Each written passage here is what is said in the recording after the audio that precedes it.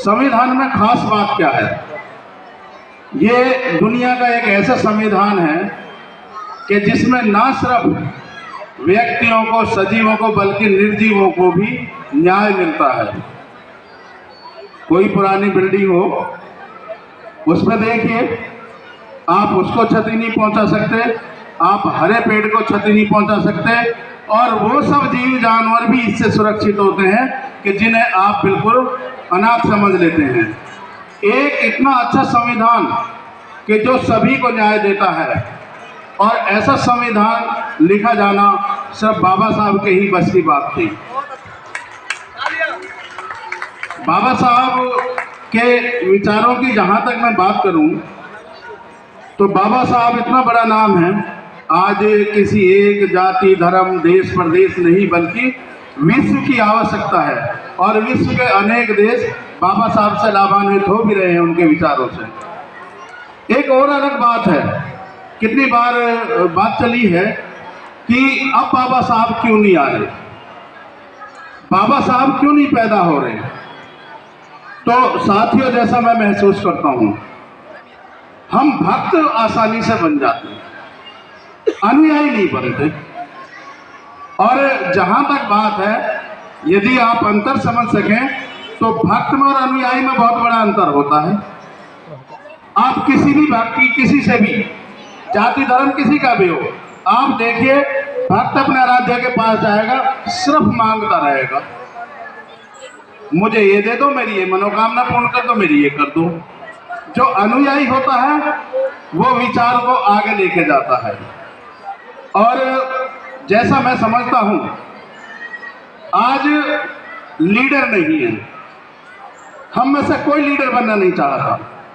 जितने मैं सामाजिक कार्यक्रमों में जाता हूं, मैं देखता हूं, कोई लीडर नहीं बनना चाहता, हम सब उसके पीछे चलना चाहते हैं। क्योंकि लीडर बनने का मतलब है आपको सारी जिम्मेवारी खुद लेनी, जितनी मुश्किलें उन्हें खुद उठाना और लाभ पीछे देना। हम सब पीछे चलना चाहते हैं। लीडर बनने के लिए क्या करना पड़ता है, यहाँ पर पूर्व वक्ताओं ने कहा, बाबा साहब के परिवार से पूछिए। जो लीडर निकलता है उसके परिवार से पूछिए। कोई लीडर बनना इतना आसान नहीं है, और शादीशुदा तो सपने ही देखने एक तरह से छोड़ दो। बाबा साहब के जैसा उन्होंने एक इंटरव्यू में मैंने देखा था, परिवार के उनके बच्चे और उनके भाई ही उनकी इस चीज के खिलाफ रहते थे। उसके साथ साथ कांसी राम जी का देखिए, कांसी राम जी ने कहा शादी नहीं करेंगे। कांसी राम जी की मां से पूछिए कि क्या रहा होगा वो, बहन जी से पूछिए, बहन जी लीडरशिप कर रही हैं, कितना दबाव झेला होगा।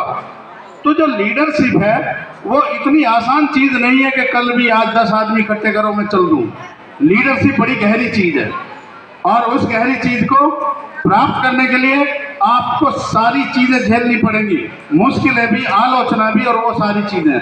और बाबा साहब उन सब परिस्थितियों से निकल के आगे गए। और हम में से भी, आप में से भी, आज जो छोटे छोटे बच्चे हैं, पता नहीं, अभी एडीएम साहब ने कहा था, मैं भी बार बार अपने स्कूल में भी कहता रहता हूँ, और यहाँ भी, ये संविधान वो संविधान है कि जो एक चाय वाले को प्रधानमंत्री बना सकता है, और एक जिन्हें कोई नहीं जानता था उन्हें राष्ट्रपति बना सकता है, एक आदिवासी महिला को जिन्हें कोई अधिकार नहीं थे, उससे पहले लोकसभा अध्यक्ष बना सकता है जिन्हें अछूत कहते रहे। आज आपको सपने देखने की छूट है। तो केवल सपने नहीं देखने हैं बच्चों, केवल सपने नहीं देखने हैं, बल्कि जो सपना देखा है उस सपनों को पूरे करने के लिए आपको मेहनत भी करनी है। ऐसा नहीं है कि हमारे यहाँ कोई गाइड नहीं है, बहुत हमारे अधिकारी हैं कि जो आपको गाइड कर सकते हैं कि आपको कब कब क्या क्या करना है। जरूरत है आपको गाइडेंस की, और वो गाइडेंस हमारे साथ पास उपलब्ध है। इसके साथ साथ एक बात और भी है कि ये सब का बेस शिक्षा है, और हम तो शिक्षा से जुड़े हुए हैं। हम हर बार ये प्रेरित करते हैं, चाहे आपको कोई कितना ही निगेटिव कहे, अब नौकरियां नहीं है, ये नहीं है, वो नहीं है। शिक्षा क्या करती है, तो सामने बाबा साहब का लिखा हुआ है कि शिक्षा शेरनी का वो दूध है जो पिएगा दहाड़ेगा। उसके साथ साथ ये भी है, शिक्षा आपको बेहतर समझने का मौका देती है, आपको वो ज्ञान देती है कि कोई क्या कह रहा है आप उसे बेहतर समझ सकें, और यदि आप उसे बेहतर समझ सकें तो उसके साथ साथ आपको सवाल खड़े करती है। शिक्षा सवाल खड़े करती है, ये ऐसा होता है, आपने कहा कैसे होता है, समझाओ। और जब तक नहीं थे तो आपने मान लिया। और जहां तक शिक्षा की बात है, हमने शिक्षित हुए, मैं भी हुआ, सब जो भी हैं शिक्षित हुए, अधिकारी बने। एक दुखद बात यह रही कि जब हम निकल गए तो हमने अपने साथ कितनों को निकाला। वक्त के साथ साथ ज्ञान बढ़ा, अनुभव बढ़ा, और खास तौर पे जो अधिकारी वर्ग है, हमें नहीं पता हम कितना कर पाते हैं। जिन्होंने नाम रोशन करे हैं उनके पास भी 24 घंटे थे, हमारे पास भी 24 घंटे हैं, हम सबके पास में 24 घंटे हैं। समय यही था, कोई फर्श पर रह गया और कोई अर्श पर पहुंच गया। तो जो हमारे अधिकारी वर्ग के भी लोग हैं, जब वो पद पर रहते हैं, आज मैं बोल रहा हूँ, अभी मैं प्रिंसिपल हूँ, वहां पर जो पद पर रहते हैं, पद पर रहते हुए सारे नियमों कायदों के दायरे में आप बहुत कुछ मदद कर सकते हैं। समाज की जहां पर मदद की जा सकती है बहुत कुछ कर सकते हैं, और सबसे बड़ी मदद हो सकती है आपकी गाइडेंस या मार्गदर्शन। मैंने ये महसूस करा है कि हमारे अंदर उत्साह है, जिज्ञासा है, सारी चीजें हैं, लेकिन मार्गदर्शन नहीं है। यदि मार्गदर्शन सही मिल जाए तो आप भी जो भी प्राप्त करना चाहते हैं उसे बड़े आसानी से प्राप्त कर सकते हैं।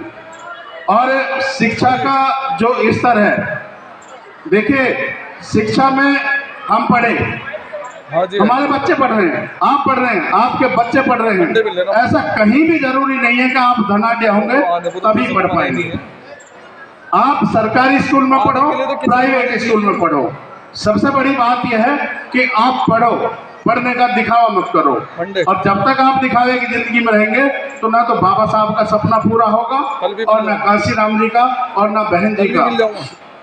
साथियों, संविधान दिवस पे बात हो रही थी, तो मैं संविधान दिवस पे कहने के लिए, इतने बड़े संविधान जिसको जज बैठे हुए हैं, उसके साथ साथ संविधान पीठ बैठी हुई है, और भी कितने सारे विशेषज्ञ हैं, वो सब लगे हुए हैं।